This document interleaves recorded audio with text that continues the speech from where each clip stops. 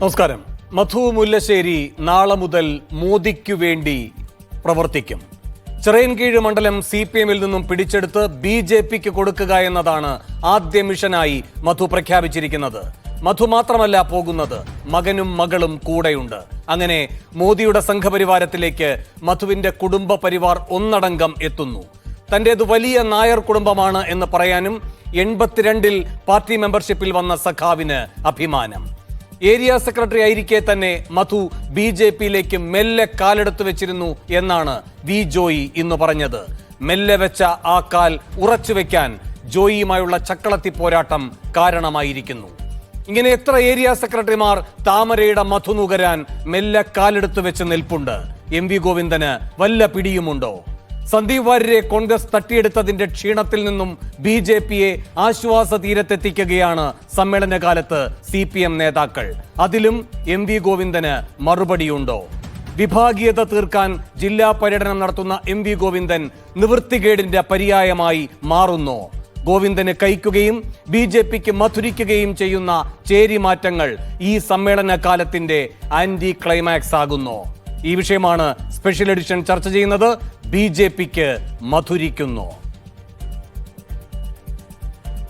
ഈ വിഷയത്തിൽ പ്രതികരിക്കാൻ CPM-ൽ നിന്നും M നൌഷാദ് MLA, കോൺഗ്രസിൽ നിന്ന് രാജു P നായർ, വലത് നിരീക്ഷകൻ ഷാബു പ്രസാദ്, രാഷ്ട്രീയ നിരീക്ഷകൻ NV ബാലകൃഷ്ണൻ എന്നിവർ തത്സമയം അതിഥികളായി പങ്കുചേരുന്നു.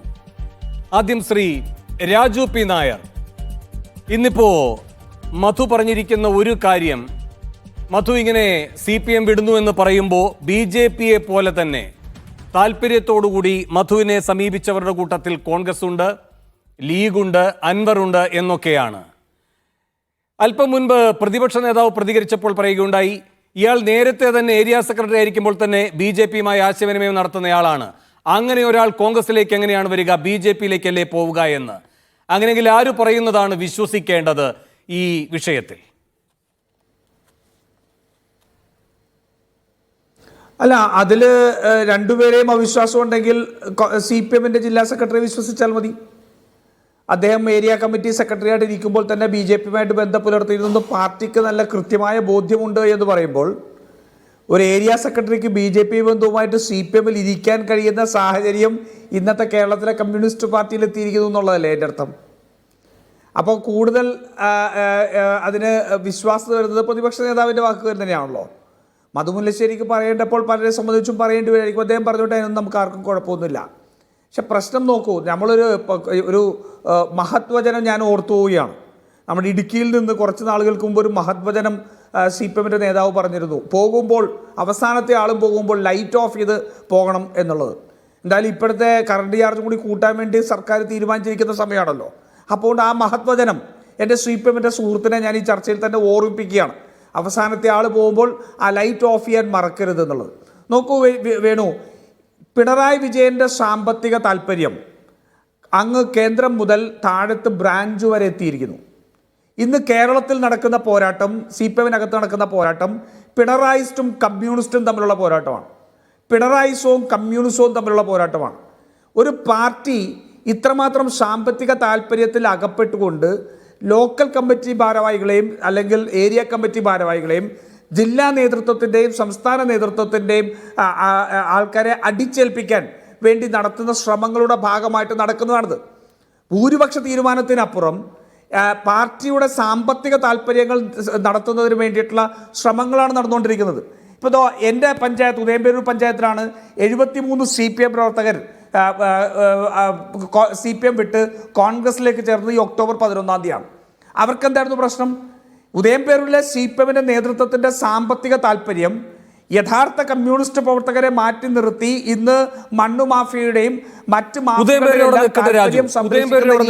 നമുക്ക് ഈ മധു മുല്ലശ്ശേരി സന്ദീപ് വാര്യരിലേക്ക് വന്നാൽ, അല്ല ഒരു സെക്കൻഡ്, സന്ദീപ് വാര്യർക്കൊരു കസേര നഷ്ടമാകുന്നു, അതേപ്പറ്റി സന്ദീപ് വിലപിക്കുന്നു. പിന്നെ കസേര ഉറപ്പാക്കാനുള്ള ദൗത്യം നിങ്ങൾ ഏറ്റെടുക്കുന്നു. അങ്ങനെ നിങ്ങൾക്കെതിരെയും ഒരു വിമർശനം സാധ്യമല്ലേ?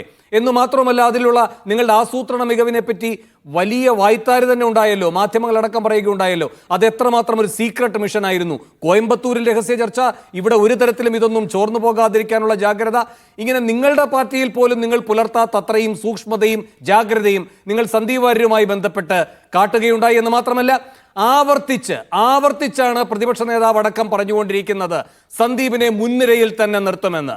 അപ്പൊ കസേര പോയ സന്ദീപിന് മുൻനിര നിങ്ങൾ ഉറപ്പാക്കുന്നു, അതിനുള്ള എല്ലാ തരത്തിലുള്ള രഹസ്യ ചർച്ചകളും നിങ്ങൾ നടത്തുന്നു.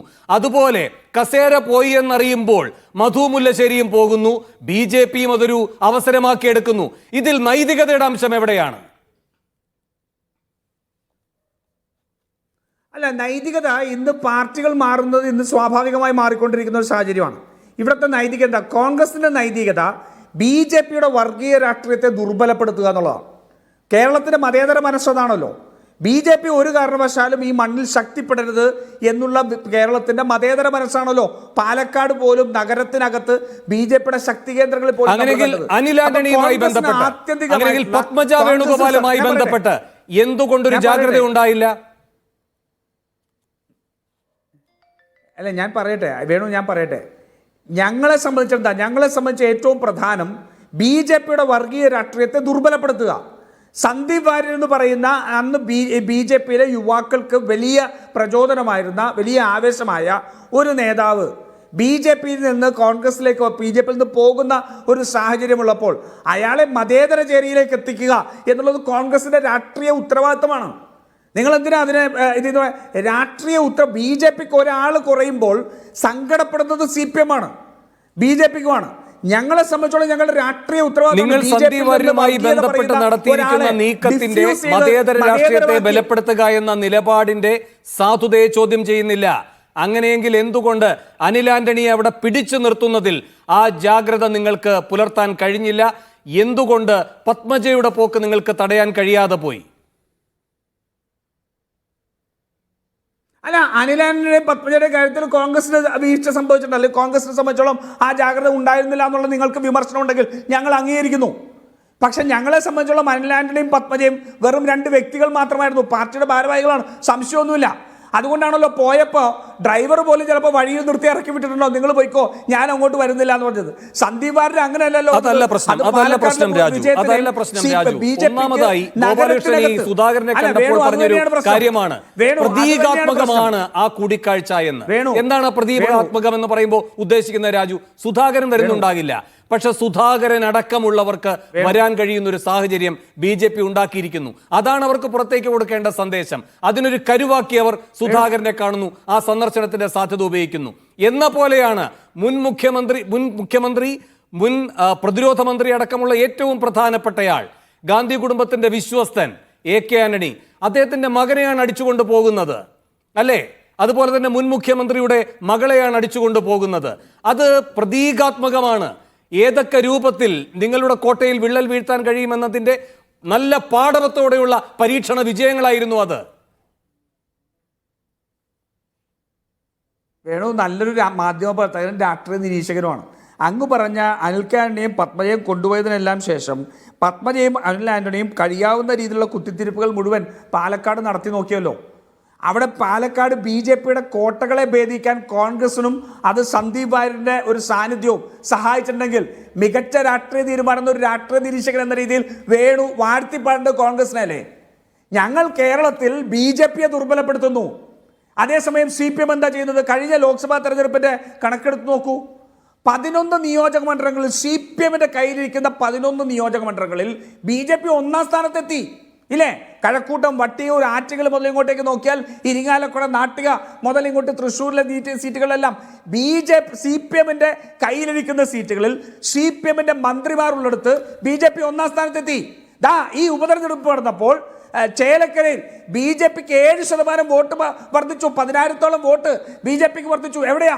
ചെങ്കോട്ട എന്ന് രാധാകൃഷ്ണൻ പോസ്റ്റ് ഇട്ട ചേലക്കരയിൽ ഇല്ലേ? അതേസമയം ഞങ്ങൾക്ക് പ്രാതിനിധ്യമുണ്ടായിരുന്ന തൃക്കാക്കരയിലും പുതുപ്പള്ളിയിലും ഉൾപ്പെടെ BJPയെ ഞങ്ങൾ കെട്ടിവച്ച കാശ് കൊടുക്കാതെ പരാജയപ്പെടുത്തി.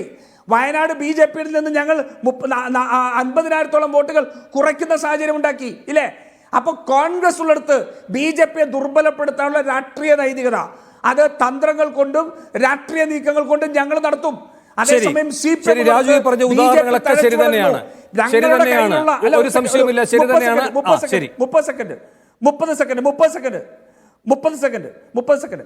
കഴിഞ്ഞ ലോക്സഭാ തെരഞ്ഞെടുപ്പിന് ശേഷം തങ്ങളുടെ കയ്യിലുണ്ടായിരുന്ന പിന്നോക്ക സമുദായത്തിന്റെ വോട്ട് ബാങ്ക് ആയിരുന്നു ഞങ്ങളുടെ കൂടെ ഉണ്ടായിരുന്ന വോട്ടുകൾ BJP-യിലേക്ക് പോയി എന്ന് പറഞ്ഞത് CPM തന്നെയല്ലേ? കോൺഗ്രസിനെ പറയേണ്ട സാഹചര്യം ഉണ്ടായില്ലല്ലോ. കോൺഗ്രസിനെ സംബന്ധിച്ചിടത്തോളം ആ മതേതര കാഴ്ചപ്പാടിൽ വെള്ളം ചേർത്താതെ ഭൂരിപക്ഷ സമുദായത്തെയും തീവ്രവാദത്തെയും ന്യൂനപക്ഷ തീവ്രവാദത്തെയും ഒരേ നിലപാടിൽ വിമർശിച്ചുകൊണ്ട് മതേതര പാർട്ടിയായി മുന്നോട്ട് പോകുന്നു. പക്ഷെ CPM തങ്ങളുടെ അണികളെ BJP-ക്ക് സംഭാവന ചെയ്യുന്നു. ബംഗാളിലെയും ത്രിപുരയിലെയും രാഷ്ട്രീയം കേരളത്തിൽ നടക്കാൻ പോവുകയാണ്.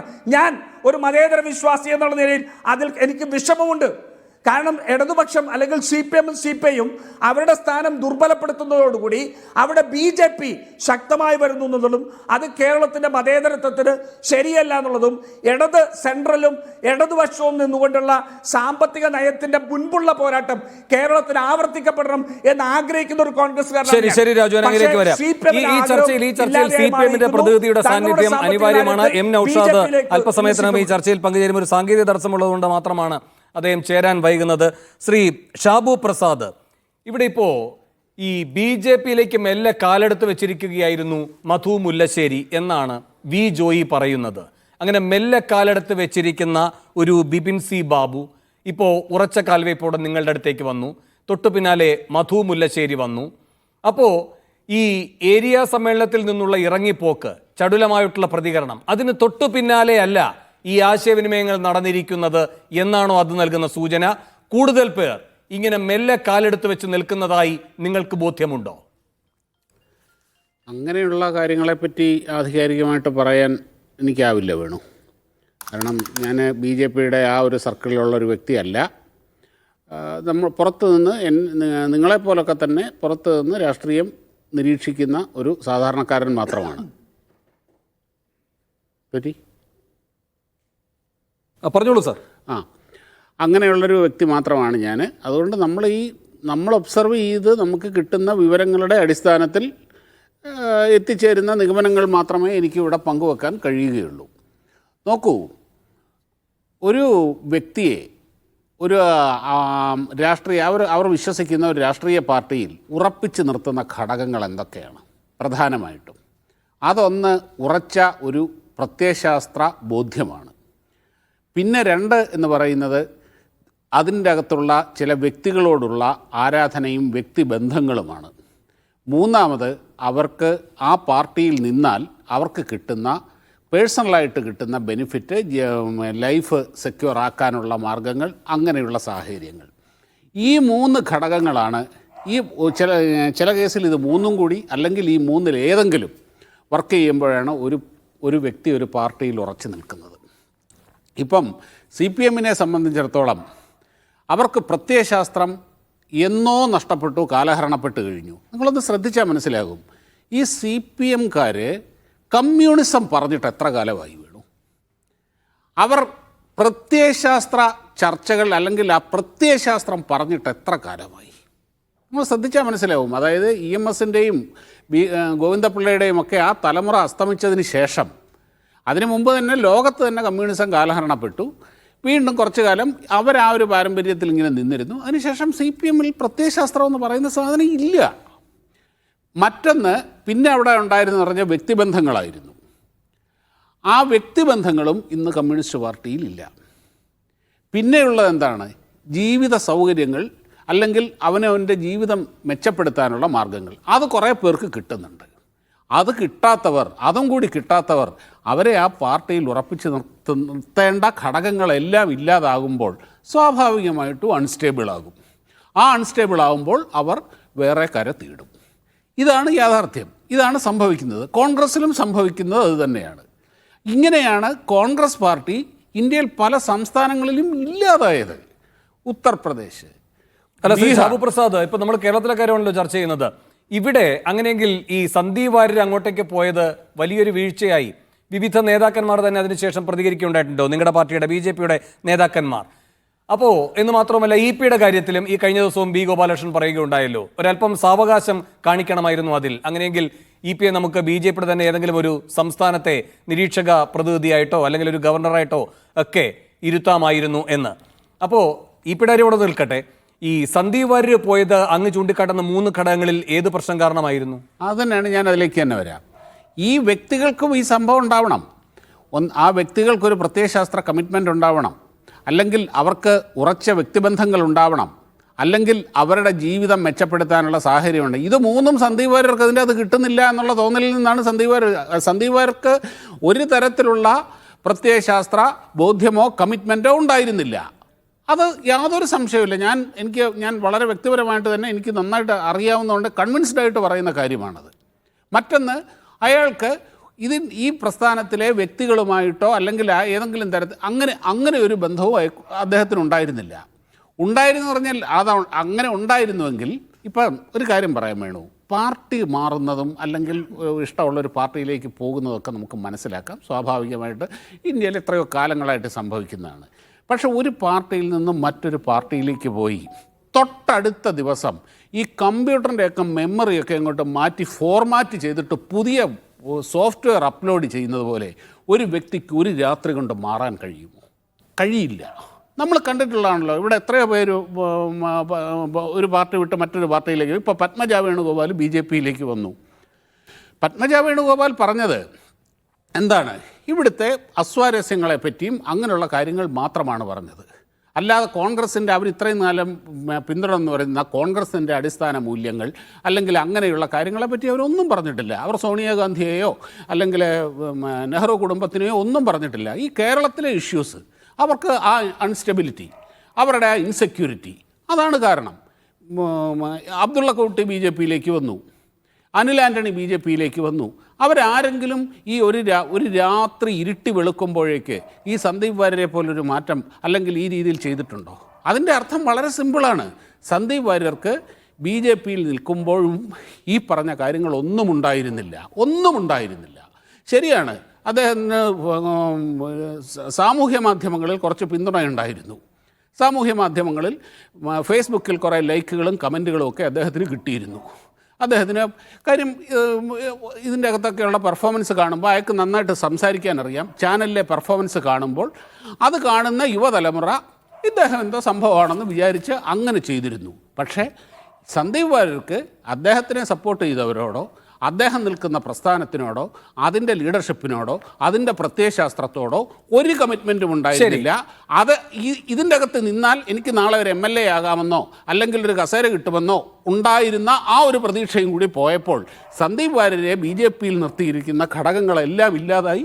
സ്വാഭാവികമായിട്ട് എന്താണോ കിട്ടുന്നത് അപ്പുറത്തേക്ക് പോയി. ശരി, ഇതാണ് സംഭവിച്ചത്. ശരി, ശ്രീ M. നൗഷാദ് MLA ഇപ്പോൾ ടെലിഫോൺ ലൈനിലുണ്ട്. ആ സാങ്കേതിക പ്രശ്നം പരിഹരിച്ചാൽ അദ്ദേഹത്തിന് തത്സമയം ഈ ചർച്ചയിൽ പങ്കുചേരാൻ കഴിയുമെന്നാണ് പ്രതീക്ഷിക്കുന്നത്.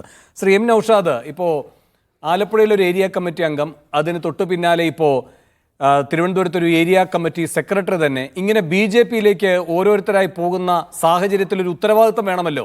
ഇപ്പോൾ ഇതിൻ്റെ ഉത്തരവാദിയായി ജോയിയെ പറയുന്നു മധു മുല്ലശ്ശേരി, അത് അദ്ദേഹത്തിന് താല്പര്യം. പക്ഷെ ജോയി അല്ല പാർട്ടി. അങ്ങനെ വരുമ്പോൾ ഇതിൽ ഈ പ്രസ്ഥാനം ഈ നീക്കങ്ങളെ എങ്ങനെയാണ് കാണുന്നത്, ഈ ചേരിമാറ്റങ്ങളെ എങ്ങനെയാണ് കാണുന്നത്? പ്രത്യേകിച്ചും ഓരോരുത്തർക്കും കൃത്യമായി അവരുടെ നിലപാടുകൾ പറയാനും പാർട്ടിയെ തിരുത്താനും കഴിയുന്ന പാർട്ടിയുടെ ഏറ്റവും പരമപ്രധാനമായ സമ്മേളന ഘട്ടത്തിൽ. Hello, Shri M. നൗഷാദ്. ആദ്യം വേണു പറഞ്ഞ ഒരു പരാമർശം തിരുത്തണം. ഇപ്പൊ ദാണ്ട ഏരിയ സെക്രട്ടറി അല്ല, മുൻ ഏരിയ സെക്രട്ടറി. നിലവിലെ സെക്രട്ടറി മുൻ ഏരിയ സെക്രട്ടറി വലിയ വ്യത്യാസമാണ് കേട്ടോ. ഒന്ന്, ഈ പാർട്ടിയിൽ 38,000 ബ്രാഞ്ചുകളുണ്ട്. ആ ബ്രാഞ്ച് സമ്മേളനങ്ങൾ കേരളത്തിലാകെ പൂർത്തിയായി കഴിഞ്ഞു. 2000-ലധികം ലോക്കൽ കമ്മിറ്റികളുണ്ട്. ലോക്കൽ സമ്മേളനങ്ങൾ 99% പൂർത്തിയായി. ഏരിയ സമ്മേളനങ്ങൾ ആരംഭിച്ചു. ഈ ഒരാഴ്ചക്കുള്ളിൽ 207 ഏരിയ കമ്മിറ്റികളുണ്ട്. അതിന്റെ സമ്മേളനങ്ങളും പൂർത്തിയാവുകയാണ്. തുടർന്ന് ജില്ലാ സമ്മേളനം, സംസ്ഥാന സമ്മേളനം. തികച്ചും ജനാധിപത്യപരമായി, ഇവിടെ ജനാധിപത്യം പറയുന്ന പാർട്ടികളുടെ കാര്യം കൂടെ നിങ്ങളൊന്ന് ആലോചിച്ചു. ഈ പാർട്ടിയിൽ 3 വർഷത്തിലൊരിക്കൽ സമ്മേളനങ്ങൾ ചേരും. ഈ സമ്മേളനത്തിൽ ചർച്ച ചെയ്യപ്പെടുന്നത് ഓരോ അംഗങ്ങളും, ഈ പാർട്ടിയിലെ ഓരോ അംഗങ്ങളും എടുത്ത നിലപാടുകൾ, നടത്തിയ പ്രവർത്തനങ്ങൾ, അതുവഴി പാർട്ടിക്കുണ്ടായ നേട്ടങ്ങൾ, ഉണ്ടായിട്ടുള്ള കോട്ടങ്ങൾ. ഇപ്പോ കേരളം ഭരിക്കുന്ന കേരള ഗവൺമെന്റ്, ആ ഗവൺമെന്റിന്റെ സമീപനം വഴി, നിലപാടുകൾ വഴി ജനങ്ങൾക്കുണ്ടായ നേട്ടങ്ങൾ, ജനങ്ങൾക്കുണ്ടായ തെറ്റിദ്ധാരണകൾ, ജനങ്ങൾക്കുണ്ടായ ബുദ്ധിമുട്ടുകൾ, ഇതെല്ലാം ചർച്ച ചെയ്യുന്ന സമ്മേളനമാണ് CPM-ൻ്റെത്. അല്ലാതെ നേതാക്കന്മാരുടെ പ്രസംഗങ്ങളല്ല. വളരെ കൃത്യമായി ചർച്ചയ്ക്ക് സമയം കൊടുക്കും. ഇപ്പോ ബ്രാഞ്ച് ലോക്കൽ വിടാം, ഏരിയ സമ്മേളനങ്ങൾ, ആ ഏരിയ കമ്മിറ്റിയുടെ കീഴിൽ എത്ര ലോക്കൽ കമ്മിറ്റികളുണ്ടോ ആ മെമ്പർഷിപ്പിന്റെ അടിസ്ഥാനത്തിൽ ഓരോ ലോക്കൽ കമ്മിറ്റിക്കും കൃത്യമായ സമയം നിശ്ചയിക്കും. അത് മെമ്പർഷിപ്പിന്റെ അടിസ്ഥാനത്തിലാണ്, ഇഷ്ടാനുഷ്ഠാനം വെച്ചാൽ. നമുക്ക് അത്തരം സാങ്കേതികത്വങ്ങളിലേക്ക് പോകണോ? ഇപ്പൊ ഈ വിഷയത്തിൽ ഒന്ന് അങ്ങ് വരാമെങ്കിൽ ശശി, അല്ല ഒരു സെക്കൻഡ് ശ്രീ നൗഷാദ്, ഇപ്പോ ഈ പറയുന്ന മധു മുല്ലശ്ശേരിയെ പറ്റി, ഏരിയ സെക്രട്ടറി ആയിരുന്ന മധു മുല്ലശ്ശേരിയെ പറ്റി ജില്ലാ സെക്രട്ടറി ആയിരിക്കുന്ന വി ജോയി പറയുന്നത് മെല്ലെ BJP-യിലേക്ക് കാലെടുത്ത് വെച്ചിരുന്ന ആളാണ് എന്നാണ്.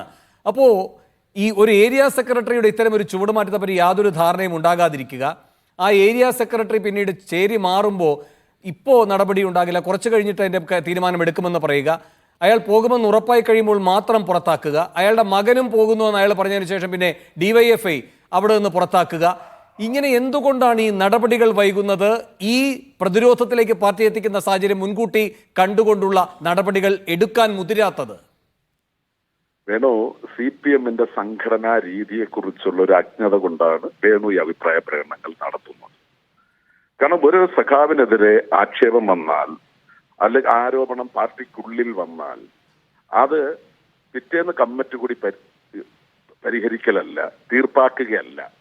നമ്മുടെ സംഘടനാ രീതി ആ പറയുന്നതിൽ വസ്തുതയുണ്ടോ എന്ന് അന്വേഷിക്കുക, ആ സഖാവിനോട് തന്നെ അതിനെക്കുറിച്ച് വിശദീകരണം ചോദിക്കുക, അദ്ദേഹം പറയുന്നത് കേൾക്കുക, ആ പറയുന്നതിൽ വസ്തുതയുണ്ടോ എന്ന് മനസ്സിലാക്കുക, അദ്ദേഹത്തിന്റെ വിശദീകരണം തൃപ്തികരമാണെങ്കിൽ അത് അവിടെ വെച്ച് അവസാനിപ്പിക്കുക.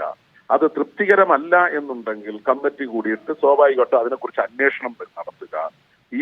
ആ അന്വേഷണ റിപ്പോർട്ട് കമ്മിറ്റിയിൽ വെച്ച് ചർച്ച ചെയ്തിട്ടാണ് തീരുമാനങ്ങൾ എടുക്കുക. അതില് സ്വാഭാവികമായും ഈ പറയപ്പെടുന്നയാൾ, ഇപ്പൊ എനിക്ക് മനസ്സിലാകാത്തത് CPM-ന്റെ ഒരു ഏരിയ കമ്മിറ്റി അംഗങ്ങൾക്കൊക്കെ ഒരു സ്റ്റേറ്റ് വൈഡ് റേഞ്ച് ഉണ്ടെന്ന് മനസ്സിലായതിൽ സന്തോഷമുണ്ട്. കാരണം ഇതില് സ്വാഭാവികമായിട്ടും 207 ഏരിയ കമ്മിറ്റികളുണ്ട്. ശരാശരി 21 വരെയാണ് ഏരിയ കമ്മിറ്റിയിലെ അംഗങ്ങളുടെ സംഖ്യ. അങ്ങനെ വരുമ്പോൾ തന്നെ 4000-ഓളം ഏരിയ കമ്മിറ്റി അംഗങ്ങളുണ്ടാകും. ആ 4000-ഓളം ഏരിയ കമ്മിറ്റി അംഗങ്ങളിൽ നിങ്ങൾക്ക് ഇത്രയും സമ്മേളനങ്ങൾ പൂർത്തിയാകുമ്പോൾ 2 പേരെ മാത്രമാണ് കിട്ടിയത്. അവർക്ക് ഇത്രയും വലിയ പ്രാധാന്യം നിങ്ങൾ നൽകിയത് CPM-നുള്ള പ്രാധാന്യമാണ്. ഇവിടെ വളരെ കൃത്യമായി നിങ്ങൾ പറയുകയാണ്, ഒരു സമ്മേളനത്തിൽ അതിൽ തന്നെ നിങ്ങൾ തന്നെ റിപ്പോർട്ട് ചെയ്തത് ഇതിലെ പ്രശ്നം ശ്രീ M. നൗഷാദ്, ഇതിനെ ഇത്ര വലിയൊരു സംഭവമാക്കി BJP മാറ്റുന്നതിന്റെ രാഷ്ട്രീയമാണ് പ്രധാനമായും CPM പരിശോധിക്കേണ്ടത്. അല്ലാതെ ഈ അമിതമായ പ്രാധാന്യം മാധ്യമങ്ങൾ നൽകുന്നു, ഒരു ഏരിയ സെക്രട്ടറി മാറിയാൽ ഇത്ര പ്രാധാന്യമുണ്ടോ എന്ന അതിന്റെ വാർത്താതലമല്ല നിങ്ങൾ പരിശോധിക്കേണ്ടത്, അതിന്റെ രാഷ്ട്രീയ തലമാണ്. അതുകൊണ്ടാണ് പറയുന്നത്, നിങ്ങൾക്കിത് അറിയാത്തതൊന്നുമല്ല, എന്തുകൊണ്ടൊരു ഏരിയ സെക്രട്ടറി ആയിരുന്ന ആൾ ഒരു ചുവടുമാറ്റം നടത്തുമ്പോൾ ആ വീട്ടിലേക്ക് സുരേഷ് ഗോപി എത്തുന്നു, വി മുരളീധരൻ എത്തുന്നു. ഇതൊക്കെ യാദൃച്ഛികമല്ല, ഒരു ഫോട്ടോ ഓപ്പർച്യൂണിറ്റി ഉണ്ടാക്കുന്നു, അതൊരു പ്രധാന ചർച്ചാ വിഷയമാക്കുന്നു, അതൊരു രാഷ്ട്രീയ നീക്കമാണ്. അതെ, ആ രാഷ്ട്രീയ നീക്കം വേണു ചോദിച്ചാൽ എന്തുകൊണ്ട് മുൻകൂട്ടി കണ്ടില്ല എന്നുള്ളത്. ആ തരത്തിലുള്ള രാഷ്ട്രീയ നീക്കം, ഇദ്ദേഹത്തിന്റെ ബന്ധങ്ങൾ ഒക്കെ തന്നെ നമുക്ക് മനസ്സിലായി തുടങ്ങി എന്നുള്ളത് കൊണ്ടാണല്ലോ അവിടെ നിന്നുള്ള സഖാക്കൾ ആ കമ്മിറ്റിയിലുള്ള സഖാക്കൾ അദ്ദേഹത്തെ സെക്രട്ടറി സ്ഥാനത്ത് നിന്നും മാറ്റിയത്. ശ്രീ നൗഷാദ്, ഇപ്പൊ 82-ൽ ഈ പാർട്ടിയിൽ വന്നയാൾ എന്ന് സ്വയം കേമത്തം പറയുന്ന ഒരാളാണ് ഈ മധു മുല്ലശ്ശേരി. അദ്ദേഹം പറയുകയായിരുന്നു 8 കൊല്ലം അദ്ദേഹം ഈ പറയുന്ന LC സെക്രട്ടറി ആയിരുന്നു, 6 കൊല്ലമായിട്ട് ഏരിയ സെക്രട്ടറി ആയിട്ട് നിൽക്കുന്നു, അല്ലെ? ഇതൊക്കെ അദ്ദേഹം വിശദീകരിക്കുകയുണ്ടായി. 82 മുതൽ ഈ പാർട്ടിയിൽ വന്നിട്ടുള്ള ഒരു സഖാവ് സംസാരിക്കുന്ന ഭാഷയാണോ ഈ മധു മുല്ലശ്ശേരിക്കുള്ളത്? അയാൾ എന്തൊക്കെയാണ് പറയുന്നത്? ഞാൻ നല്ല ഒരു സെക്കൻഡ് നല്ല ഒരു നായർ കുടുംബമാണ് എൻ്റേത്. ഞാൻ ഈ കുടുംബമായിട്ടാണ് ഇനി BJP-യിലേക്ക് പോകാൻ പോകുന്നത്. ഒരു വാചകമാണ്. അതുപോലെ തന്നെ പറയുകയാണ്, ഞാൻ 27 ലക്ഷം രൂപ ബാക്കി വെച്ച ഏരിയ കമ്മിറ്റിയുടെ സെക്രട്ടറിയാണ്. ഏതെങ്കിലും ഒരു ഏരിയ കമ്മിറ്റി സെക്രട്ടറിക്ക് ഇങ്ങനെ പറയാൻ കഴിയുമോ? ഞാൻ 6 മാസം കൊണ്ട് സ്ഥലം വാങ്ങി, 6 മാസം കൊണ്ട് അതിമനോഹരമായ ഒരു ഏരിയ കമ്മിറ്റി ഓഫീസ് പടുത്തുയർത്തി, മുഖ്യമന്ത്രിയെ കൊണ്ടത് ഉദ്ഘാടനം നടത്തിച്ചു. ഇങ്ങനെയാണ് പറയുന്നത്. എന്നിട്ട് ഒരു പ്രയോഗം കൂടെ ഉണ്ട്. അത് ഈ ശബരിമലയുമായിട്ടൊക്കെ ബന്ധപ്പെട്ട് ചില ദേവസ്വത്തിന്റെ വ്യക്തികൾ പറയുന്നത് പോലെയാണ് അദ്ദേഹം പറഞ്ഞിരിക്കുന്നത്. നിത്യവൃത്തിക്ക് നിവൃത്തിയില്ലാത്ത ഏരിയ കമ്മിറ്റികളാണുള്ളത്, എന്നാൽ മംഗലപുരം ഏരിയ കമ്മിറ്റി അങ്ങനെയുള്ളത് അല്ല എന്ന്. ഇതൊക്കെ ഒരു CPM-ന്റെ 82-ൽ പാർട്ടി മെമ്പർഷിപ്പ് വന്ന ഒരു CPM നേതാവിന്റെ ഭാഷയാണോ? അല്ല എന്നുള്ളത് നിങ്ങൾ തന്നെ ഇപ്പൊ വേണു തന്നെ ചോദിച്ചില്ലേ. അപ്പോ ഞാൻ ഇങ്ങനെ ആദ്യം ഈ സമ്മേളനവുമായി ബന്ധപ്പെട്ടുള്ളത് വാർത്ത കേട്ടപ്പോ സത്യത്തിൽ ഒരു വിഷമം തോന്നി എന്താണെന്ന്. പക്ഷേ അദ്ദേഹത്തിന്റെ വാർത്താ സമ്മേളനം കണ്ടപ്പോ ആശ്വാസമാണ് തോന്നിയത്. ഈ മനസ്സുള്ള, ഞാൻ പറഞ്ഞ ഒരു ഏരിയ കമ്മിറ്റിയിൽ നിങ്ങൾ മനസ്സിലാക്കേണ്ടത് അദ്ദേഹം തന്നെയാണ് ഈ കമ്മിറ്റിയുടെ പാനൽ അവതരിപ്പിച്ചത്. ശ്രീ നൌഷാദ്, അങ്ങ് വലിയ വായിൽ പറയുകയുണ്ടായല്ലോ ഈ പാർട്ടിയുടെ സവിശേഷതകൾ. ഇങ്ങനെ കമ്മിറ്റി കൂടൽ, കമ്മിറ്റിയിലെ വിമർശനം, മെമ്പർഷിപ്പിന്റെ അടിസ്ഥാനത്തിൽ എത്ര സമയം സംസാരിക്കാമെന്ന കാര്യം, ഇതൊക്കെ അങ്ങ് പറയുകയുണ്ടായല്ലോ. പാർട്ടി വിദ്യാഭ്യാസം 82 മുതൽ പാർട്ടി മെമ്പർഷിപ്പ് കിട്ടിയ ഈ വ്യക്തിക്കില്ല എന്ന് പറയുമ്പോൾ പിന്നെ ഈ പാർട്ടിയുടെ മാഹാത്മ്യം എന്താണ് അങ്ങേക്ക് ഘോഷിക്കാനായുള്ളത്? ഇതിലെ നിങ്ങൾ മനസ്സിലാക്കേണ്ടത് 5 ലക്ഷം പാർട്ടി അംഗങ്ങളാണ് CPM-ന് കേരളത്തിലുള്ളത്. കേട്ടോ വേണു? അതില് ഒരാളിന്റെ വ്യാഖ്യാനം കാണിച്ചിട്ട് അതിനെ സാമാന്യവൽക്കരിക്കേണ്ടതില്ല. സാമാന്യവൽക്കരിക്കേണ്ട ഒരു ആവശ്യവുമില്ല. ഇത് മധു മുല്ലശ്ശേരി CPM-നെ സംബന്ധിച്ചിടത്തോളം ഏത് വാക്കാ പറയുക. നമ്മളിപ്പോ മാധ്യമത്തിലായതുകൊണ്ട് ഇനി പോട്ടെ മധു മുല്ലശ്ശേരിയുടെ ഇത്തരം നീക്കങ്ങളുടെ കാര്യത്തിനകത്ത് അല്ല, ഒരു സെക്കൻഡ്, അപാകത ഉണ്ടായിട്ടുണ്ടാകാം. ഇയാളുടെ മനസ്സെങ്ങനെ സഞ്ചരിക്കുന്നു എന്നത് അറിയാൻ കഴിയില്ലല്ലോ എന്നതൊരു വാദത്തിന് അംഗീകരിച്ചാൽ, അല്ല ഒരു സെക്കൻഡ്, പ്രത്യക്ഷത്തിൽ കാണാൻ കഴിയുന്ന കുറച്ച് കാര്യങ്ങൾ ഉണ്ടായിരുന്നല്ലോ ശ്രീ നൌഷാദ്. അയാളുടെ വീടിന്റെ ദൃശ്യങ്ങൾ ഇന്ന് പുറത്തു വന്നില്ലേ? അന്തം വിട്ടുപോകും കണ്ടാൽ. ഒരു ഏരിയ സെക്രട്ടറിയുടെ ഒരു സെക്കൻഡ്, ഇപ്പൊ ഇന്ന് ജോയി പറയുകയുണ്ടായല്ലോ, ഒരു ജില്ലാ സെക്രട്ടറിയാണ് ഒരു ജില്ലാ ഘടകത്തെ സംബന്ധിച്ച് ഏറ്റവും പ്രധാനി പാർട്ടിയെ സംബന്ധിച്ച് എന്ന്. അയാൾ എന്തൊക്കെ പരിശോധിക്കേണ്ട ഉത്തരവാദിത്തമുള്ള ആളാണ് എന്നും ജോയി പറയുകയുണ്ടായി. പാർട്ടി സഖാക്കളുടെ പ്രവർത്തനം, അതിൽ നിങ്ങൾക്ക് വീഴ്ച പറ്റി. പോട്ടെ, അവരുടെ ജീവിത രീതി അതിപ്പോൾ വളരെ പ്രകടമല്ലേ? ഓടി കാറ്, പിന്നെ മക്കൾക്ക് വില കൂടിയ ബുള്ളറ്റുകൾ, ആ വീടിന്റെ വലിപ്പം, ഇത്രയും വലിയൊരു വീടുണ്ടാക്കി വെച്ചിട്ട് അതിന്റെ ഈ പറയുന്ന ഉമ്മറത്ത് 3 ചിത്രങ്ങൾ കൂടെ വെക്കാൻ മറന്നിട്ടില്ല. ഇന്നതെടുത്ത് മാറ്റിയിട്ടുണ്ട് അയാൾ, നായനാരുടെയും EMS-ന്റെയും ചെകുവേരയുടെയും. ഇനി ഈ പറയും ഒരു സെക്കൻഡ്, അപ്പൊ ഇതൊക്കെ നിങ്ങളുടെ കണ്ണിൽ പെടാതെ പോയിരുന്നോ? അല്ല, കണ്ണിൽ പെട്ടത് കൊണ്ടാണല്ലോ സെക്രട്ടറിഷിപ്പ് തെറിച്ചത്. അതെന്താ മനസ്സിലാവാത്തത്? പിന്നെ നമുക്ക് സംഘടനാപരമായി വ്യക്തമായി ആക്ഷേപങ്ങളുടെ അടിസ്ഥാനത്തിൽ നമ്മൾ നടപടിയെടുക്കാറില്ല. വരുന്നത് പരിശോധിച്ച് അതിന് കുറച്ച് കാലതാമസം എടുക്കും, സ്വാഭാവികമാണ്. നിങ്ങൾ ഇപ്പോ MP രാഘവന്റെ ബദൽ രേഖ എത്ര കാലം പാർട്ടി ചർച്ച ചെയ്തിട്ടാണ് നടപടിയിലേക്ക് വന്നതെന്ന് വേണമെന്ന് അന്വേഷിച്ച് നോക്കുക. ഈ പാർട്ടിക്കുള്ളിൽ എത്ര കാലം അത് ചർച്ച ചെയ്തിട്ടുണ്ട്? അത് പിന്നെ ഒരു ആശയ പോരാട്ടമാണെന്ന് പറയാം. ഇത് കസേര പോരാട്ടം. ഞാൻ അങ്ങനെയൊക്കെ വരാം. രംഗം തുടരണമെന്ന് ഞാൻ അഭ്യർത്ഥിക്കുകയുമാണ്. ഇതൊക്കെ നിങ്ങൾ ചർച്ചയാക്കുന്നത് തന്നെ കഷ്ടമാണ്. ഇത് വളരെ CPM-ന്ന് ആരെങ്കിലും വന്നാൽ, ആരെങ്കിലും പുറത്തു പോയാൽ അത് വലിയ വാർത്തയാണ്. ആയിക്കോട്ടെ, അല്ല, BJP-യുടെ ഒരു വലിയ പ്ലാനാണിത്. അതാണ് അതിന്റെ ഗൗരവവും. അങ്ങ് ഈ ചർച്ചയിൽ തുടരണമെന്ന് ഞാൻ അഭ്യർത്ഥിക്കുകയാണ്. ഇപ്പോൾ രാഷ്ട്രീയ നിരീക്ഷകനായ NV ബാലകൃഷ്ണനും ഈ ചർച്ചയിൽ തത്സമയം പങ്കുചേരുന്നുണ്ട്. ശ്രീ NV ബാലകൃഷ്ണൻ, ഇപ്പോൾ MV ഗോവിന്ദൻ പറഞ്ഞത് പ്രാദേശിക വിഭാഗീയതയാണ് ഇപ്പോൾ നടക്കുന്നത് എന്നാണ്. പക്ഷേ ഈ സമ്മേളനകാലവും ഇതിനു മുൻപുള്ള സമ്മേളനകാലവും ഒക്കെ വിഭാഗീയത CPM-നെ സംബന്ധിച്ച് പുത്തരിയല്ല. അതിൻ്റെ ഭാഗമായി ഒരുപാട് പേർ ഒതുക്കപ്പെട്ടിട്ടുമുണ്ട്. ഇപ്പോൾ ഒരു ഉദാഹരണത്തിന്, അങ്ങേക്ക് തന്നെ അറിയുന്നത് പോലെ ഉഗ്രൻ സഖാവായിരുന്നു T ശശിധരൻ. എത്ര കാലമാണ് ഒഴിവാക്കപ്പെട്ടിരുന്നത് ഈ വിഭാഗീയതയുടെ ഇരയായിട്ട്, അല്ലേ? ഒരു പദവികളുമില്ലാതെ അങ്ങേയറ്റമാണ് അവഗണിക്കപ്പെട്ടിരുന്നത്. ഇപ്പോഴാണ് കഷ്ടിച്ച് തൃശ്ശൂർ ജില്ലാ കമ്മിറ്റിയിലേക്ക് എത്തിയിരിക്കുന്നത്. എന്നാൽ അങ്ങനെ അവസാനിക്കേണ്ടിയിരുന്നതല്ല ആ രാഷ്ട്രീയ ജീവിതമെന്ന് അങ്ങേക്ക് നന്നായി അറിയുന്നതാണ്. എന്നിട്ടും ശശിധരൻ ഈ പാർട്ടിയിൽ തന്നെയാണ് നിന്നിട്ടുള്ളത്. അവഗണിക്കപ്പെടുമ്പോൾ ഈ അവഗണിക്കപ്പെടുന്ന ഘട്ടത്തിൽ മോദി സ്തുതി പറഞ്ഞ് അപ്പുറത്തേക്ക് ചാടുകയല്ല ചെയ്തിട്ടുള്ളത്. അപ്പോൾ ഈ ഒന്നുകിൽ ആ അന്നത്തെ വിഭാഗീയത മഹത്വമുള്ളതായിരുന്നു എന്ന് MV ഗോവിന്ദൻ അംഗീകരിക്കണം. അദ്ദേഹത്തിന്റെ മൂക്കിന് താഴെയുള്ള ഈ പ്രാദേശിക വിഭാഗീയതയാണ് ഈ പാർട്ടിയുടെ അന്തകവിത്തായി മാറിയിരിക്കുന്നത് എന്ന കുറ്റസമ്മതവും പറയേണ്ടതല്ലേ ഈ പറയുന്ന വിപിൻ സി ബാബുവിന്റെയും അതുപോലെ തന്നെ ഈ മധു മുല്ലശ്ശേരിയുടെയും ഒക്കെ കാര്യങ്ങൾ മുന്നോട്ട് വരുമ്പോൾ ഉണ്ടാകുന്നത്? ഹലോ, ശ്രീ ബാലകൃഷ്ണൻ കേൾക്കാം. അതും ഇപ്പോൾ തത്സമയം പങ്കുചേരുകയാണ്. ശ്രീ രാജു പി നായർ, ഇവിടെ എം നൌഷാദിന്റെ പ്രതികരണം കേട്ടല്ലോ. അങ്ങേക്ക് എന്താണ് തോന്നിയത് അത് കേട്ടപ്പോൾ? കൃത്യമായ അച്ചടക്കത്തോടെ, കൃത്യമായ നിരീക്ഷണത്തോടെ തീരുമാനങ്ങൾ എടുക്കാൻ പോകുന്ന ഒരു പാർട്ടി അതിന്റെ നടപടിക്രമങ്ങൾ ഈ മധു മുല്ലശ്ശേരിയുടെ കാര്യത്തിലും കാണിക്കുന്നു. മാത്രമല്ല, ഇത്രയും വലിയ സമ്മേളനങ്ങൾ നടക്കുമ്പോൾ ഒരു ഏരിയ സെക്രട്ടറിയെ ചുറ്റിപ്പറ്റി, മുൻ ഏരിയ സെക്രട്ടറിയെ ചുറ്റിപ്പറ്റി ഇത്ര വലിയ ബഹളം വേണോ എന്നുമാണ് ചോദിക്കുന്നത്. അങ്ങനെ നിസ്സാരമായി CPM കാണുന്ന ഒരു കാര്യത്തെയാണോ നിങ്ങൾ ഇത്ര ഗൗരവത്തോടെ സമീപിക്കുന്നത്? അല്ല, CPM നിസ്സാരമായിട്ട് കാണേണ്ടി വരും. ഇപ്പോൾ ഏരിയ കമ്മിറ്റിയുടെ റേഞ്ചൊക്കെയാണ് ബഹുമാനപ്പെട്ട MLA പറയുന്നത്. കോൺഗ്രസിന് അതൊരു ബൂത്ത് പ്രസിഡന്റാണെങ്കിൽ ഇതിനേക്കാൾ വലിയ റേഞ്ച് ആയിരിക്കുമല്ലോ. ഈ എം നൌഷാദ് തന്നെ ഇതിന് ചർച്ച നടത്തുമല്ലോ കോൺഗ്രസിനൊരു ബൂത്ത് പ്രസിഡന്റ് ആണെങ്കിൽ. അപ്പം റേഞ്ച് നിങ്ങൾ തീരുമാനിക്കേണ്ട, ജനങ്ങൾ തീരുമാനിക്കേണ്ട റേഞ്ച് എവിടെയാ? ഞാൻ നേരത്തെ സൂചിപ്പിച്ച പോലെ ലോക്സഭാ തെരഞ്ഞെടുപ്പിൽ CPMന്റെ MLAമാരും മന്ത്രിമാരുമുള്ള 11 സ്ഥലത്ത് BJP ഒന്നാം സ്ഥാനത്തെത്തി. ചേലക്കരയിൽ 7% വോട്ട് വിഹിതം BJP വർദ്ധിപ്പിച്ചു. ഒരു CPM ഏരിയ കമ്മിറ്റിയിൽ നടക്കുന്ന സംഭവത്തെക്കുറിച്ചല്ല. കേരളത്തിൻ്റെ രാഷ്ട്രീയം അടുത്ത 10 വർഷക്കാലത്തിന് മുമ്പുള്ള കേരളത്തിൻ്റെ രാഷ്ട്രീയം മാറുന്ന ഘട്ടമാണിത്. അത് CPMന്റെ വോട്ടിൽ CPMന്റെ ഏരിയ സമ്മേളനങ്ങൾ തീരുന്നതോടെ ഉപ്പ് വച്ച കലം പോലെ ഈ പാർട്ടി മാറാൻ പോവുക. വലിയ വായിലാണല്ലോ ഇവിടെ നിന്ന് CPMന്റെ സംഘടനാ ശൈലിയെക്കുറിച്ചൊക്കെ പറഞ്ഞത്. വേണു, ഞാൻ എൻ്റെ സ്ഥലത്തുള്ള 3 വിഷയങ്ങൾ ഞാൻ പറയാം. പൂണിത്തുറയിൽ ഒരു ലോക്കൽ സമ്മേളനം കഴിഞ്ഞപ്പോഴത്തേക്ക് 2 വിഭാഗങ്ങൾ തങ്ങൾ പുറത്ത് ഏറ്റുമുട്ടി ഇല്ലേ? എന്തായിരുന്നു കാരണം? ഭൂരിപക്ഷ തീരുമാനത്തിന് വിരുദ്ധമായിട്ട് ലോക്കൽ കമ്മിറ്റി സെക്രട്ടറിയെ നിയമിച്ചതായിരുന്നു പ്രശ്നം അല്ലേ? എന്നിട്ട് എന്താ ചെയ്തത്? ആ 2 ഗ്രൂപ്പുകളുള്ളിൽ ഒരു ഗ്രൂപ്പിനെ ജാമ്യമില്ലാ കുറ്റം ചുമത്തി ജയിലിനകത്തടച്ചു. CPMലെ വിശാലമായ ജനാധിപത്യ ബോധമാണ്. എൻ്റെ തൊട്ടപ്പുറത്താണ് ഞാൻ ബ്ലോക്ക് പഞ്ചായത്ത് പ്രസിഡന്റായിരുന്ന എടക്കാട്ടുവേൽ. 12 പേര് പിന്തുണച്ച ഒരു ലോക്കൽ സെക്രട്ടറിയെ, അവർക്കെതിരെ 35ഓളം പേര് നിന്നു.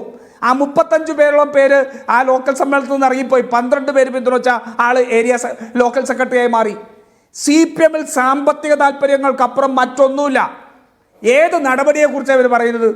BJPയുമായിട്ട് ബന്ധപ്പെട്ട ഒരു ഏരിയ സെക്രട്ടറി പ്രവർത്തിക്കുന്നു എന്ന് പറഞ്ഞാൽ എന്ത് നടപടിയാണ് വേണ്ടത്? ആദ്യം ആ സ്ഥാനത്ത് നിന്ന് മാറ്റി നിർത്തുകയല്ലേ ചുരുങ്ങിയ പക്ഷം വേണ്ടത്? ഏരിയ സെക്രട്ടറി BJPയുമായി ബന്ധപ്പെട്ട് പ്രവർത്തിക്കുന്നു, പാർട്ടിക്ക് കൃത്യമായ ബോധ്യമുണ്ടായിരുന്നു എന്ന് പറഞ്ഞിട്ട് സമ്മേളനത്തിൽ മാറ്റിയല്ലോ. അതിനു മുമ്പ് മാറ്റി നിർത്തണ്ടേ, അന്വേഷിക്കണ്ടേ? അതല്ലാതെ ഒരു ഏരിയ കമ്മിറ്റിയെ മുഴുവൻ BJPയുടെ കൈപ്പിടിയിലേക്ക് ഒതുക്കി കൊടുക്കാൻ ഉള്ള സാഹചര്യം ഉണ്ടാക്കുകയാണോ വേണ്ടത്? അത് പ്രധാനമാണ്. ശ്രീ എം നൌഷാദ്, ശ്രീ നൌഷാദ്, ഇവിടെ മധു മുല്ലശ്ശേരിയിൽ തുടങ്ങി മധു മുല്ലശ്ശേരിയിൽ അവസാനിക്കുന്നതല്ല അതിന്റെ വ്യാപ്തി. അതാണ് രാജു ചൂണ്ടിക്കാട്ടുന്നത്. മധു മുല്ലശ്ശേരി പറഞ്ഞ കാര്യങ്ങളുണ്ട്. ഒരുപാട് പാർട്ടി പ്രവർത്തകർ അങ്ങോട്ടേക്ക് വരാനിരിക്കുകയാണ് BJPയിലേക്ക് എന്ന്. മാത്രമല്ല, അദ്ദേഹം നാളെ ഈ സംസ്ഥാന കമ്മിറ്റി ഓഫീസിൽ പോയി BJPയുടെ അംഗത്വം സ്വീകരിച്ചതിന് ശേഷം തിരുവനന്തപുരത്ത് യോഗം നടത്തുമെന്ന് പറയുന്നുണ്ട്. അപ്പോൾ അറിയാം ആരൊക്കെ അങ്ങോട്ടേക്ക് പോകുമെന്ന്. കൂടുതൽ പ്രകോപിപ്പിച്ചാൽ അതിന്റെ അത്രയും വലിയ ആഘാതം പാർട്ടിക്ക് നേരിടേണ്ടി വരുമെന്ന് പറയുന്നു. അവിടെയാണ് രാജു പറയുന്നത്, നേരത്തെ ഇയാളെ ഒറ്റപ്പെടുത്തി പുറത്താക്കിയിരുന്നുവെങ്കിൽ ഒരു കമ്മിറ്റി തന്നെ അടപടലെ പോകുന്ന സാഹചര്യം ഒഴിവാക്കാൻ കഴിയുമായിരുന്നു. അല്ല, വേണു എന്തൊരു സ്റ്റേറ്റ്മെന്റാണ് നടത്തുന്നത്? ഒരു കമ്മിറ്റി തന്നെ അടർന്നു പോയി. ഏത് കമ്മിറ്റിയാണ് പോയത്? ഈ സ്റ്റേറ്റ്മെന്റുകൾ വളരെ സൂക്ഷ്മതയോടെ നടത്തുക. പിന്നെ ശ്രീ രാജു CPMന്റെ സംഘടനാ സംവിധാനത്തെക്കുറിച്ചും സമ്മേളനത്തെക്കുറിച്ചൊക്കെ അഭിപ്രായ പ്രകടനം നടത്തുന്നത് എന്തിന്റെ അടിസ്ഥാനത്തിലാണ്? ലോക്കൽ സമ്മേളനത്തിൽ 35 പേര് എതിർത്തു, 12 പേര് എടുത്താണ് സെക്രട്ടറി ആക്കിയത്. ഒരു ലോക്കൽ കമ്മിറ്റിയിൽ കേരളത്തിൽ 15-ൽ കൂടുതൽ അംഗങ്ങളില്ല. അത് 11 ആകാം, 13 ആകാം, 15 ആകാം, 9 ആകാം. അത് ആ ഒരു പ്രദേശത്തിന്റെ ഘടനയനുസരിച്ച. ഇതൊന്നും അറിയാതെ വന്നിരുന്നിട്ട് വെറുതെ വിടുവായിത്തം പറയരുത് രാജു. പിന്നെ നിങ്ങൾ ഈ വർത്തമാനം പറയുമ്പോ നിങ്ങളുടെ 2 മുഖ്യമന്ത്രി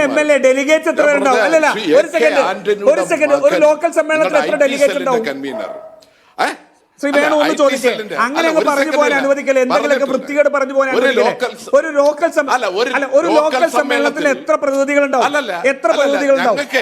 ഞങ്ങളുടെ ലോക്കൽ സമ്മേളനത്തിൽ നിങ്ങൾ കൃത്യമായി ഒരു ലോക്കൽ സമ്മേളനത്തിൽ 50 മുതൽ 75 വരെ അത് ഒരു മെമ്പർഷിപ്പിന്റെ അടിസ്ഥാനത്തിൽ ഇപ്പൊ 12 50 മുതൽ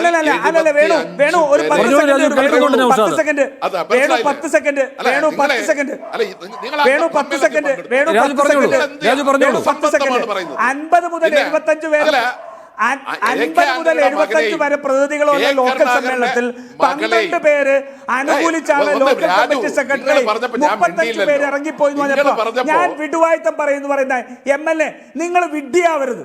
ജനങ്ങളുടെ മുമ്പിൽ നിങ്ങൾ ഇങ്ങനെ അപമാനിതരാവരുത്. ഞാൻ എന്താ പറഞ്ഞത്, ലോക്കൽ സമ്മേളനത്തിൽ ഡെലിഗേറ്റ്സിൽ 12 പേര് അംഗീകരിച്ച ആളെ സെക്രട്ടറിയാക്കി 35 പേര് ഇറങ്ങിപ്പോയി. ഇതല്ലേ ഞാൻ പറഞ്ഞത്. സമ്മേളന രീതിയെ കുറിച്ച് നിങ്ങൾ ആ സമ്മേളനത്തിൽ പങ്കെടുത്തോ?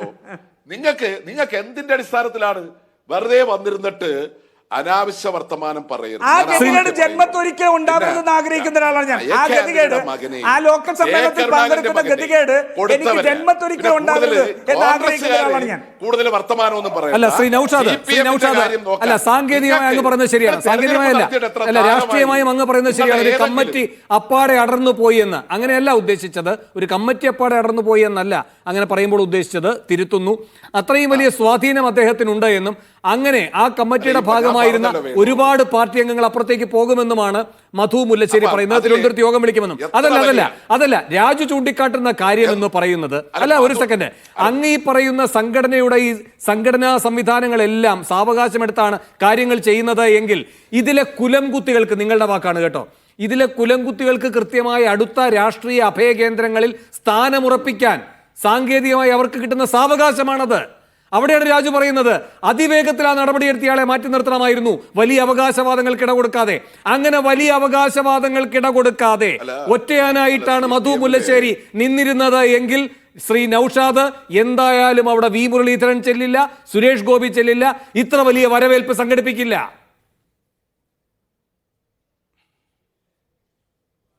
അതിലെ വേണു ഈ അഭിപ്രായ പ്രകടനങ്ങൾ നടത്തുമ്പോൾ CPM ഞാൻ ചോദിച്ചല്ലോ, 38,000 ബ്രാഞ്ച് സമ്മേളനങ്ങൾ നടന്ന സ്റ്റേറ്റാണിത്. ഇവരെ കോൺഗ്രസ്സുകാരന് പറയാൻ എന്താ അവകാശം? 38,000 ബ്രാഞ്ച് സമ്മേളനങ്ങൾ 3 കൊല്ലം കൂടുമ്പോൾ നടക്കുന്നുണ്ടല്ലോ.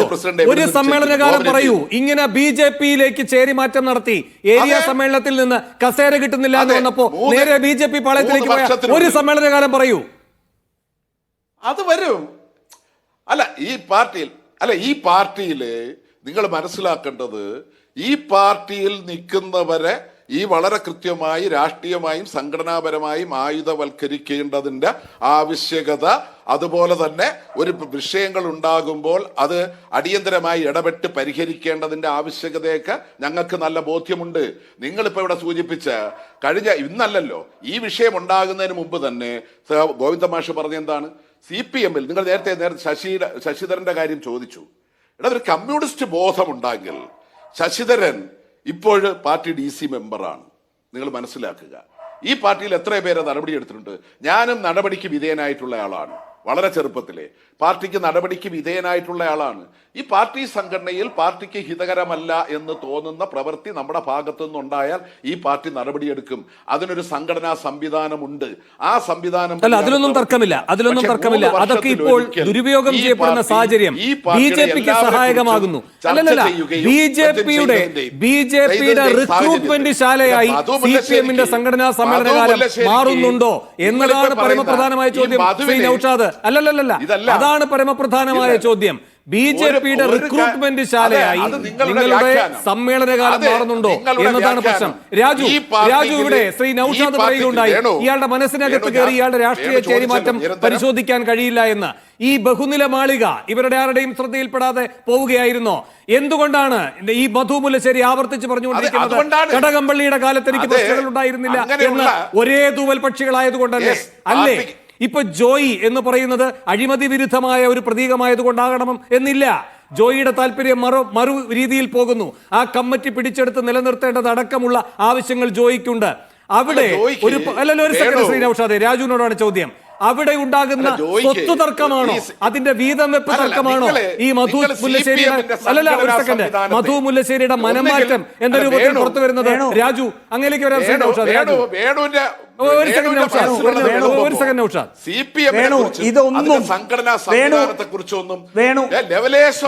ഇതൊന്നും നിങ്ങളുടെ ജൽപ്പനങ്ങൾ നടത്തരുത്.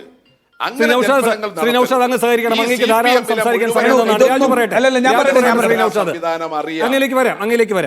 വേണു, ഇതൊന്നും ഇതൊന്നും പാർട്ടിക്ക് അറിയാത്തതും പൊതുജനങ്ങൾക്ക് അറിയാത്തതൊന്നുമല്ല. ഞാൻ മീഡിയ വണ്ണോട് പറയുകയാണ്, നിങ്ങൾ നാളെ വന്ന് എറണാകുളത്തെ ഏരിയ കമ്മിറ്റി സെക്രട്ടറിമാരുടെയും ജില്ലാ കമ്മിറ്റി അംഗങ്ങളുടെയും ഉൾപ്പെടെ ഉള്ള സ്വത്ത് നിങ്ങളൊന്ന് അന്വേഷിക്ക്. ഈ ആമ്പലൂർ ഇലക്ട്രോണിക്സ് പാർക്ക് അവിടുത്തെ സ്ഥലം ഇത്ര പൈസ കൊടുത്തപ്പോൾ ആ സ്ഥലത്തിന് പൈസ കൊടുത്തത് മുഴുവൻ ആർക്കാണ് എന്ന് അന്വേഷിക്ക്. ഒരു ജില്ലാ നേതാവിനാണ്. പിണറായി വിജയന്റെ സാമ്പത്തിക താല്പര്യങ്ങളാണ് ഇന്ന് മുഴുവൻ നടക്കുന്നത്. മോന്തായം വളഞ്ഞിരിക്കുകയാണല്ലോ. ഇവിടെ മുഴുവൻ ഏരിയ കമ്മിറ്റികൾ മുതൽ ലോക്കൽ കമ്മിറ്റികൾ വരെ കോടികൾ കൈക്കൂലി വാങ്ങുകയാണ്. മണ്ണു മാഫിയ മുതൽ ഇങ്ങോട്ടേക്കുള്ള മുഴുവൻ സാമ്പത്തിക താല്പര്യങ്ങളുടെ പാർട്ടിയായി ഇത് മാറി ഇല്ലേ? ഇവർക്ക് രാഷ്ട്രീയ ബോധ്യവും ഇവർക്ക് സംഘടനാ ബോധവും എല്ലാം ഉണ്ട്. ശ്രീ MLA, ഈ സംഘടനാ ബോധവും രാഷ്ട്രീയ ബോധവും വെച്ചുകൊണ്ട് സംഭവിക്കുന്നത് എന്താ? ഉൾപ്പെടെയുള്ള ലോക്സഭാ തെരഞ്ഞെടുപ്പിലെ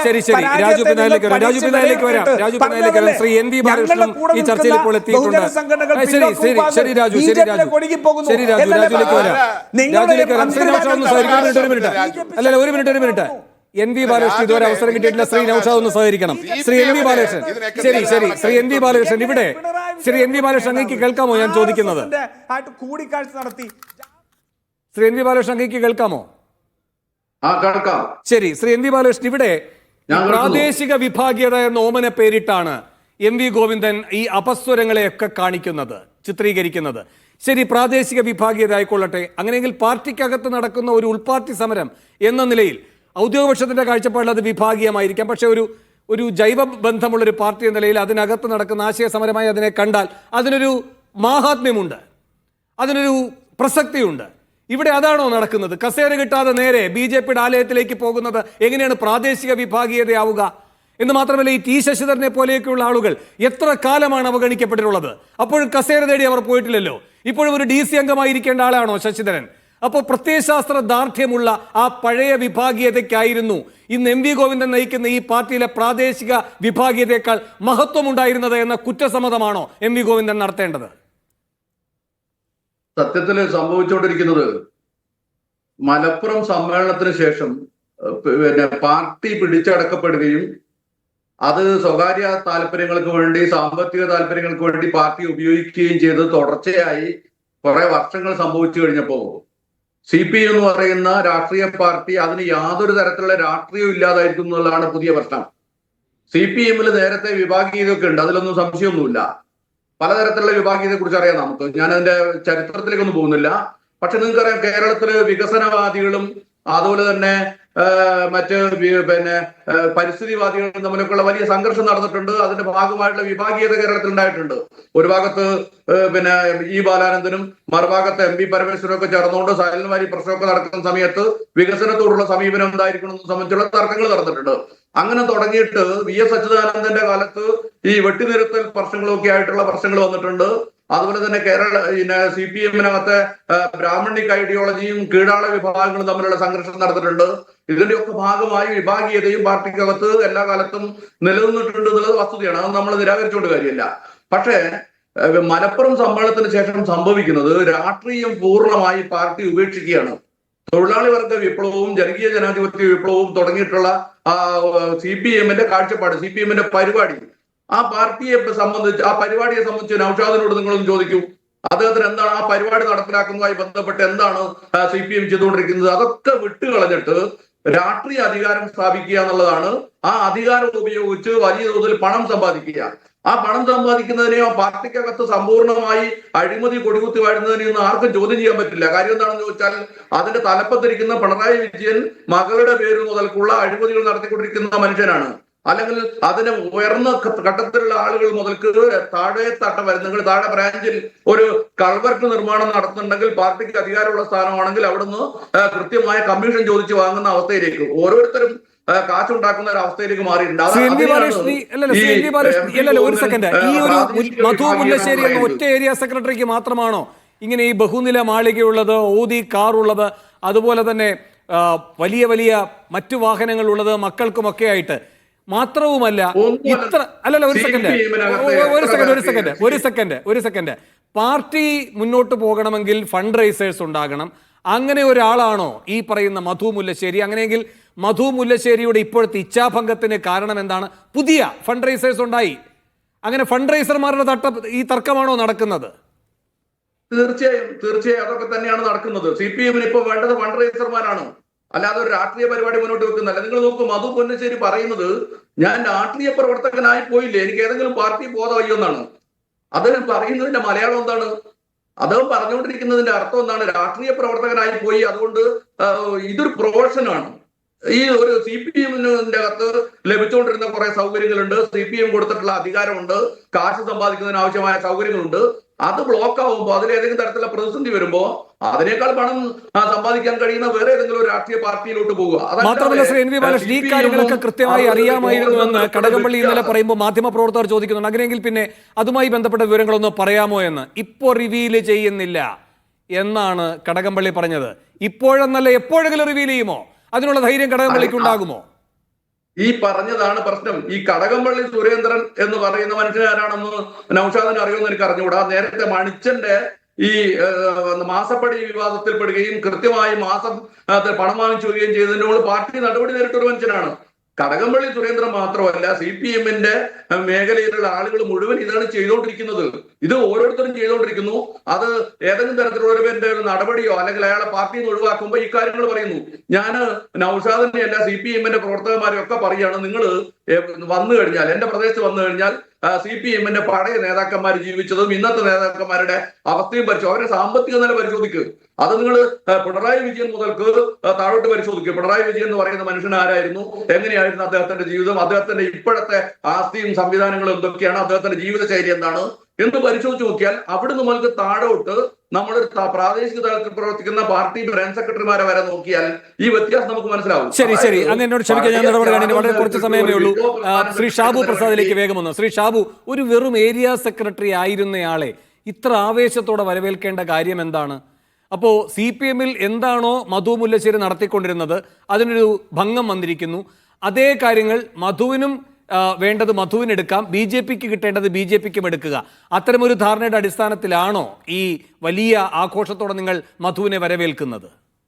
ഈ എതിർപ്പാളയത്തിൽ നിന്ന് അവിടെ നിന്ന് പ്രമുഖനായ ഒരാൾ, ഒരു ഏരിയ സെക്രട്ടറി എന്ന് പറയുന്ന അത്ര ഒരു ചെറിയ പോസ്റ്റൊന്നും അല്ല CPM-ൽ.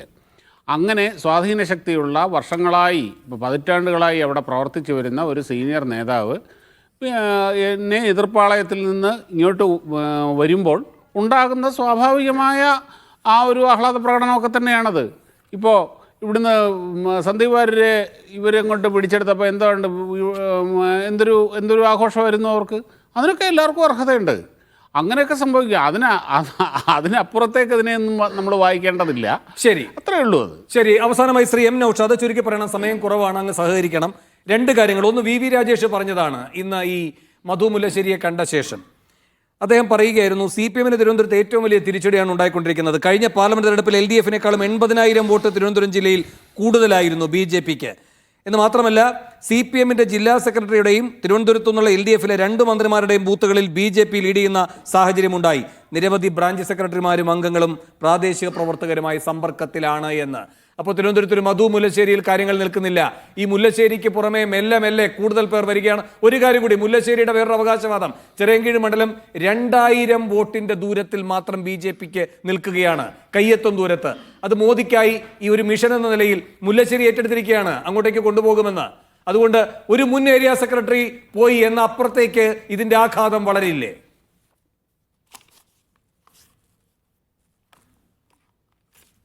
CPM-ന് ഒരു പോറലും ഏൽപ്പിക്കാൻ ശ്രീ മധുവിന് കഴിയില്ല. പിന്നെ വേണു ഇവിടെ വേണു പറഞ്ഞ ഈ പാർലമെന്റ് തെരഞ്ഞെടുപ്പ് കഴിഞ്ഞതിന് ശേഷമാണല്ലോ ഈ തിരുവനന്തപുരം നഗരസഭയിൽ ഒരു ഉപതെരഞ്ഞെടുപ്പ് നടന്നത്. അവിടെ BJPയുടെ സിറ്റിംഗ് സീറ്റ് CPM പിടിച്ചെടുത്തു. നിങ്ങളത് പറഞ്ഞോ? നിങ്ങളത് ചർച്ച ചെയ്തോ? നിങ്ങൾ അങ്ങനല്ല എന്തിനും CPM-നെ ആക്രമിക്കുക. ഇന്നിപ്പോ വേണുവിനോട് സാന്ദർഭികമായി ചോദിക്കുക, കരിവന്നൂർ ബാങ്ക് നിങ്ങൾ എത്ര തവണ ചർച്ച ചെയ്തതാണ്? പക്ഷേ ഇന്ന് ഹൈക്കോടതി അരവിന്ദാക്ഷന് ജാമ്യം അനുവദിച്ചുകൊണ്ട് നടത്തിയ സ്റ്റേറ്റ്മെന്റ് നിങ്ങൾ എന്തേ ചർച്ചയാക്കാഞ്ഞ? അപ്പൊ ഏകപക്ഷീയമായി ഇത്രയും കാലം CPM-നെ വേട്ടയാടിക്കൊണ്ടിരുന്നതാണ് കരിവന്നൂർ ബാങ്ക്.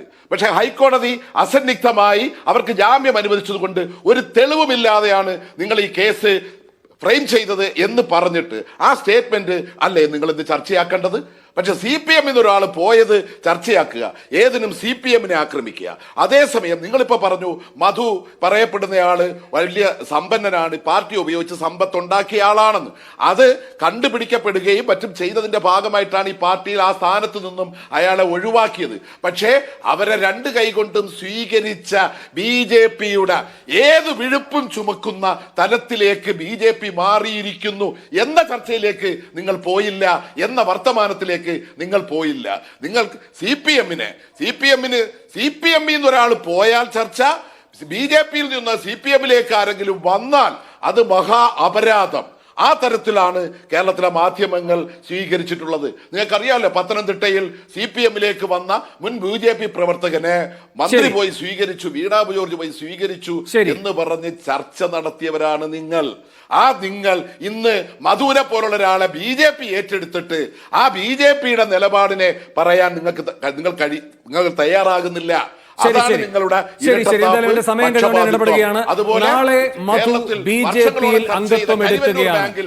അതേസമയം ശരി ശ്രീ നൌഷാദ്, നാളെ മധു BJP അംഗമാവുകയാണ്, മുൻ ഏരിയ സെക്രട്ടറി. ഇനി ഈ സമ്മേളനകാലം ജില്ലാ സമ്മേളനങ്ങളിലേക്ക് കടക്കാൻ പോവുകയുമാണ്.